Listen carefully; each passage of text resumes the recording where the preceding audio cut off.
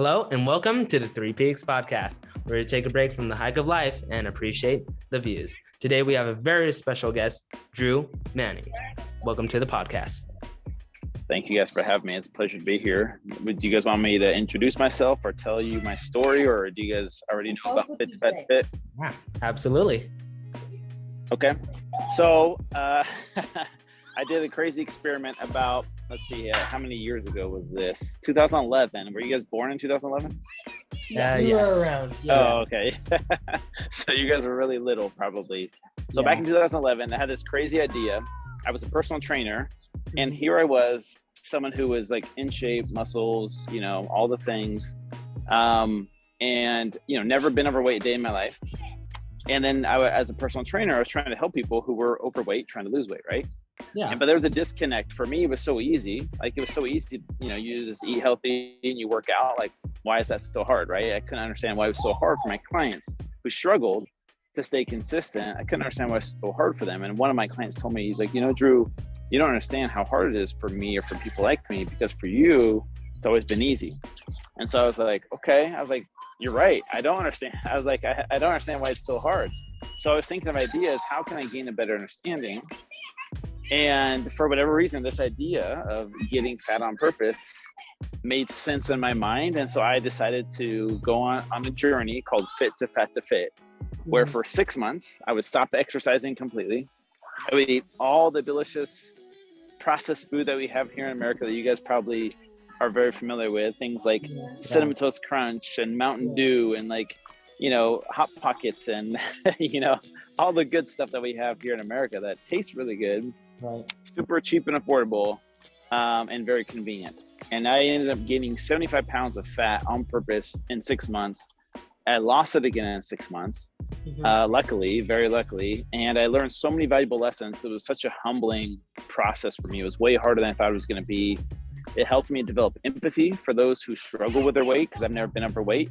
And I realized just how hard it was. And so yeah, it was a very humbling experience. And so most people know me as the Fit to Fat to Fit guy, because my story kind of went viral online, and I went on a bunch of TV shows like Dr. Oz and Good Morning America, wrote a book, and then I even had 2 seasons of my own TV show.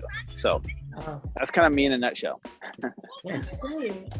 Yeah, that's amazing.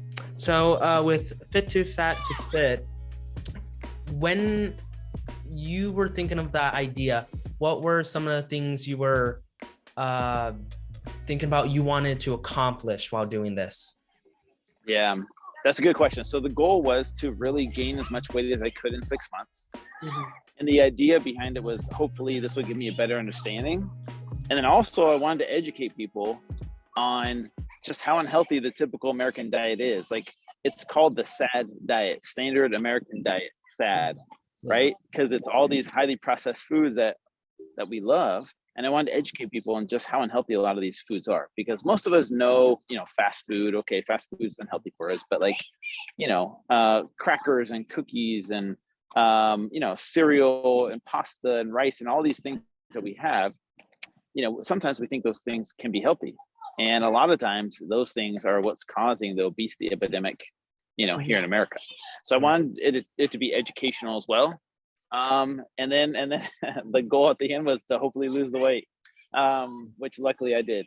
So yeah, that's great. Yeah. And when you were thinking about the idea and going through the process of the months that took from you gaining and losing that weight, and then from the very end, and a lot of people saw how amazing it was for someone to become fat and then get fit again. So why do you think it was a huge success and people were talking about it?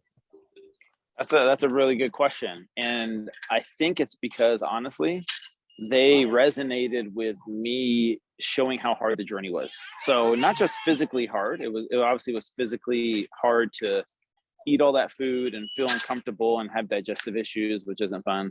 But then they heard me, when I tried to lose the weight, they heard me talk about just how powerful the emotional attachment to food is. Because as a trainer, I used to think, oh, you just got to have discipline. You just got to willpower your way through it and just put down the junk food but that's like telling a drug addict just to stop eating or stop doing drugs, right? It's very similar to food addiction. And I didn't realize how powerful that emotional connection was. And I think people saw that I was humbled, and that I admitted I was wrong.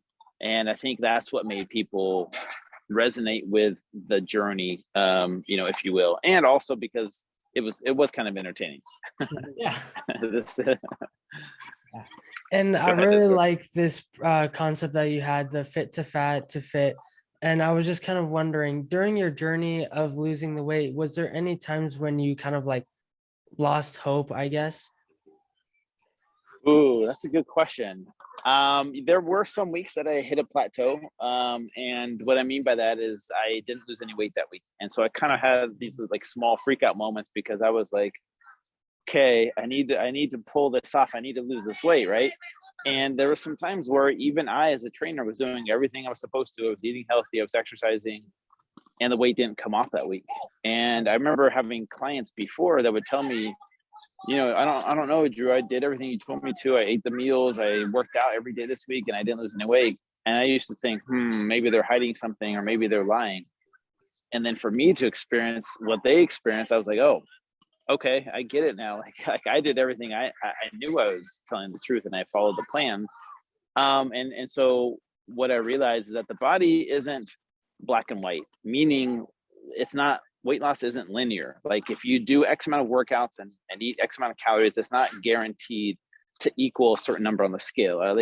We like to make it black and white like that, but there's so many other factors and variables that factor into weight loss that people get frustrated. They think they're not making progress because the weight on the scale isn't going down, when in actuality, sometimes progress just takes a little bit longer than we think.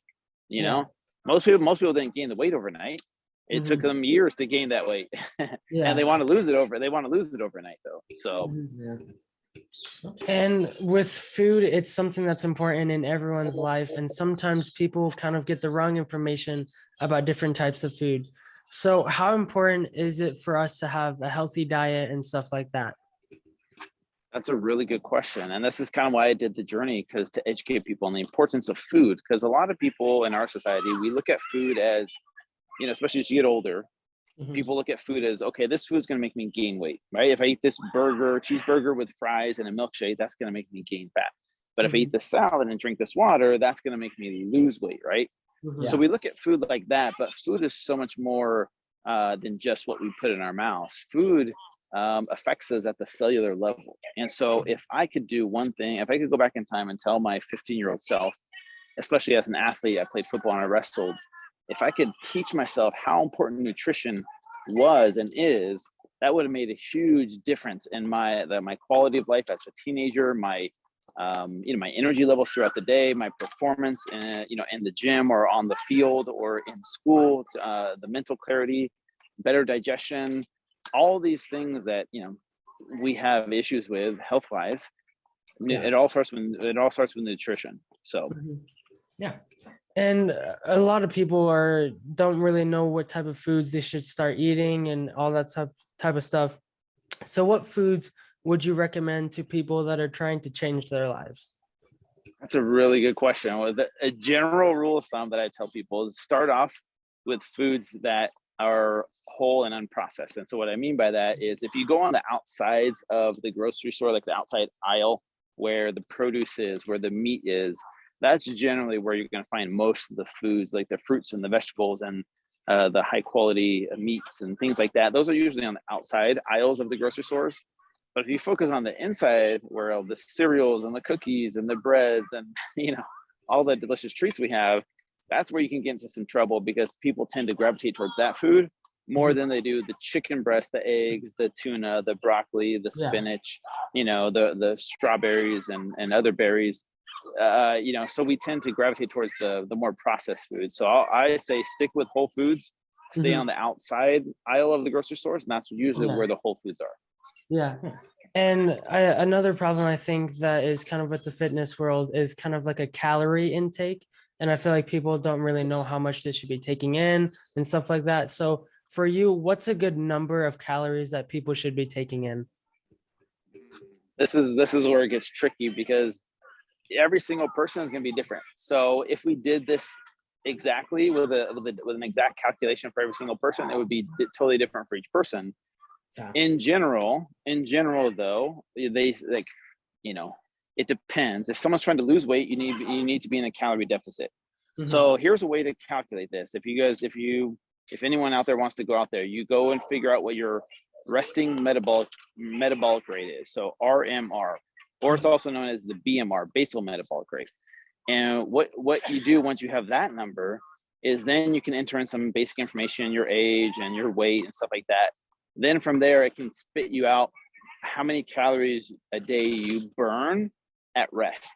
So that means if you didn't move a muscle all night, or all day, sorry, you didn't move a muscle all day, you just lay there, your body would burn X amount of calories. Mhm. Obviously, we're active when we walk around, we walk to school, in school, or things like that. And so Yeah. we're burning calories constantly throughout the day. So you increase that that number slightly, maybe like 300 to 500, and that's kind of like your maintenance level of calories. And then from there, if you want to lose weight, you're going to have to subtract some. So let's say, my resting metabolic rate, for example, is like, 2,800 calories. And that's if I don't even move my body, right? That I can eat that many calories and maintain. So it's hard to say, give you guys, I'm sorry, this is a long answer to your question. No, it's all right. There's not an easy formula, but what I recommend is for kids out there, instead of tracking, go off of how you feel. Like if you feel full, that's usually your body's sign telling you that, you've eaten enough. And when you're hungry, because when you're young, your signals are still pretty good. I think as you get older and you get more unhealthy, then your signals get, kind of mixed up. Yeah. And I kind of want to jog back a little bit to the fit to fat to fit. And it was an amazing challenge. And I just wanted to know, how have you seen yourself grow and change during this challenge? Well, that's a good question. Obviously, physically I grew, but not in a healthy way. But what it taught me is that, transformation is mental and emotional, way more than physical, right? So like as a trainer, I could give someone meal plans and workouts and supplements and tell them exactly what to do to lose weight. But for that person, that's not what they're going to struggle with. They're going to struggle with, motivation, emotional cravings, worthiness, like self-worth, other psychological issues that factor into them, being consistent with eating healthy and exercising. So that's what I'm trying to help people with nowadays. Is ever since I did Fit to Fat to Fit, I try and help people more on the mental and emotional side than just the physical side. And then the other thing I learned is food addiction is real. Like food addiction is probably harder than certain other addictions, because food is completely legal. You can buy it anywhere you want. You can go to any grocery store. You can push a button on your phone and the food shows up. So it's so accessible, right? And it's so hard to because you need food to survive, right? So it's hard to break that habit. Yeah. So those are the lessons I learned. Yeah. So obviously, as you're working out over time, sometimes there's hard times. So I was just wondering, what are some of your favorite mottos that keep you going? For me, so I'm a dad and I have two daughters that are 10 and 12. And for me, that's my motivation, right? That's my motivation to show up and take care of my health and go to the gym and eat healthy, is because I know for me, I want to live a long time and be able to take care of them and not have any health issues. So for me, that's my motivation. But one of the mottos, or maybe things that I say to myself that help me, is actually tell myself I can do hard things. And the reason I say that is because any kind of transformation is going to require hard work. If you want to be a billionaire, you want to be a millionaire, you're going to have to, you have to do a lot of hard things to accomplish that. If you want to be in shape and have muscle, you're going to have to do a lot of hard things to accomplish that. So you have to train your brain to be comfortable in uncomfortable situations and really show that you can do hard things. So one of the tricks I do actually is in the morning time, I take a cold shower. And cold showers suck. Cold showers suck really bad. They're not fun. But go into the cold shower for 60 seconds. And then during that time, if I can learn to slow my heart rate down, because usually when you turn the cold water on, right, you kind of seize up because it doesn't feel comfortable. Yeah. But what you do is you learn how to slow your breathing down and tell your mind that you're going to be okay, that you aren't going to die. It's just going to suck for a little bit. And that's just one hard thing I do that helps my brain to realize, oh, we can do hard things. Like that's not going to help me lose weight or anything, but it trains my brain to let it know that, hey, we can do some hard things, you know? Yeah. Yeah. Yeah. So I mean, like growing up or maybe even now, who would you say would be some of your mentors? And that's a really good question. I don't really have mentors in like a one-on-one coach that I call every day. My mentors for me have been books and podcasts, to be honest with you. So what you guys are doing with your podcast is awesome because kids now have access to these kinds of things. Yeah. But yeah, a lot of good authors of books have really helped shape who I am today, more than anything else. Yeah. And speaking of podcasts, I believe you have a podcast of your own, the Fit to Fat to Fit podcast. And I was wondering if you could tell us a little bit more about what you talk on the podcast. Yeah. So I've had it for about 6 years. My podcast has been going on for 6 years. I talk a lot about anything from health and fitness and nutrition to mindset, self-love, mindfulness.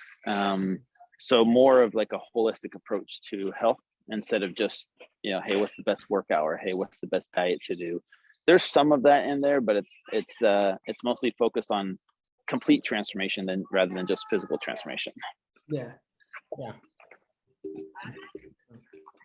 Also, you have many programs that you like to offer out to some of your customers, and one of your most popular one is Back for More. I was wondering if you could tell us a little bit more about that program and what type of exercises you give out to your customers. Yeah, thanks. So there's actually two. So Back to Fit and Back for More. So the Back to Fit one is probably the popular one because that one's focused on weight loss. Most people come to me, they want to lose fat, they want to lose weight.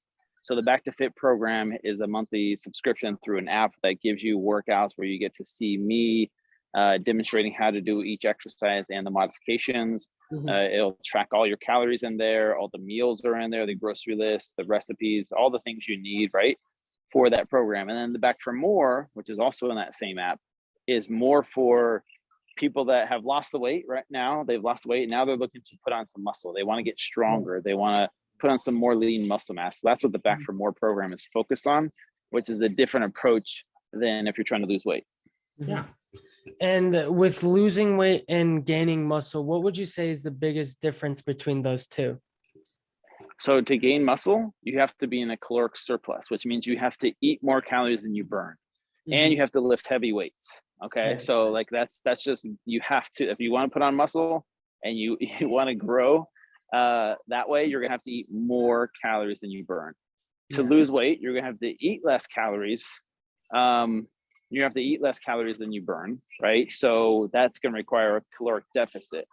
And then from there, the exercise, you can still lift weights, you can still lift heavy and lose weight, but I'd probably add in some cardio. Some cardio definitely helps out. That's more geared for weight loss. But I'll also do a lot of body weight exercises. So maybe not lift as heavy for the Back to Fit program or the weight loss program. Right. Yeah. And another one of your new programs that you've introduced is Back to Fit 2.0. And what we were wondering if you could just tell us a little bit more about that program. Yeah, so Back to Fit 1.0 was after I gained weight again a second time. So we talked about Fit to Fit in 2011, right? Yeah. And I did it again as a 40-year-old in 2020. So I've done it twice now.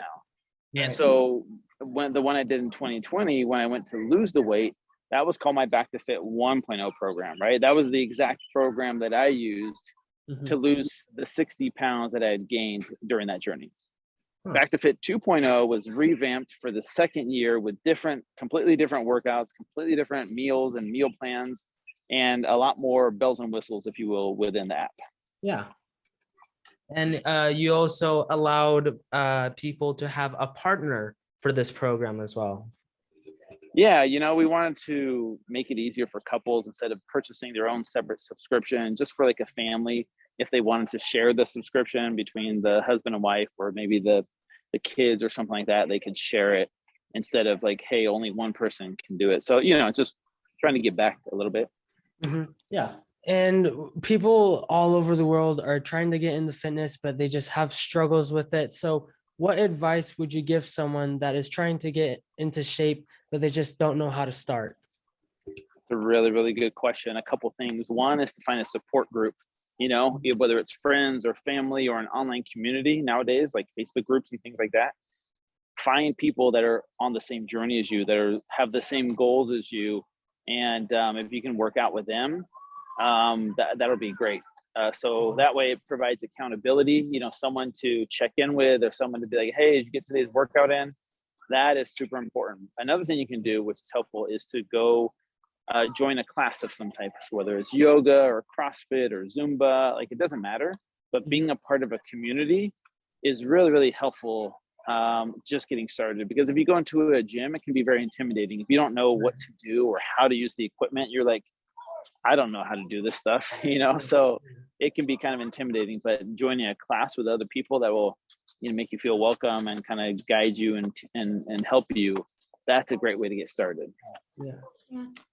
So one of my questions to you is, with all the great exercising and with your company helping a lot of people out, one of my questions to you is, besides exercising, what are some of your favorite sports you like to play, or some hobbies you like to participate in? Yeah, so I live in the beautiful state of Hawaii. I don't know if you guys can tell, but so ever since I moved out here, I started trying to surf. Now, what I mean by that is, am I a surfer? No, but I try every time I go out. And sometimes I get up and sometimes I don't. It's a really cool experience. It's a great workout. And it's one of those things that I suck at, but it's like, actually enjoy it because I know I suck at it, but it's also just kind of fun to learn and see if I can get better at it. Does that make sense? Yeah. So sometimes it's good to do things that scare you, that are outside of your comfort zone. Yeah, absolutely. So for our final question on the podcast, it's usually known as the big question. Are you ready? I'm ready, I think. All right. So our big question to you is, what is your advice to the younger generations? Oh, just in general. Okay. Yeah. Okay. Sorry, I thought you were going to go with something specific. Man, that's a really good question. Okay, I'm going to go off of what I struggle with at your age, and that is caring about what other people think, to the point where you abandon yourself, you become a different person just so people will like you. And I wish at a younger age, I knew how to like love who I was, and then just not care what other people think, and realize that when other people say mean or bad things about me, has nothing to do with me, has everything to do with them and how they see themselves. But sometimes we take it so personal, and we get so defensive and upset or hurt if someone bullies us, or, you know, comments on our weight or our looks. I wish I knew at a younger age that I just don't care what other people think about me. And that's one thing I would say to my younger self and the younger generation. Yeah, absolutely. Yeah. So from all of us, we just want to thank you so much for taking the time to meet with us. It was an absolute blast, and I hope you had a great time. Thank you, guys. Thank you, Three Peaks Podcast. Is that the name of it, right? Yes. Thank you guys so much. Right. Appreciate it. Yeah. That's all we have for you guys on the Three Peaks Podcast. We'll see you guys on the trail next time.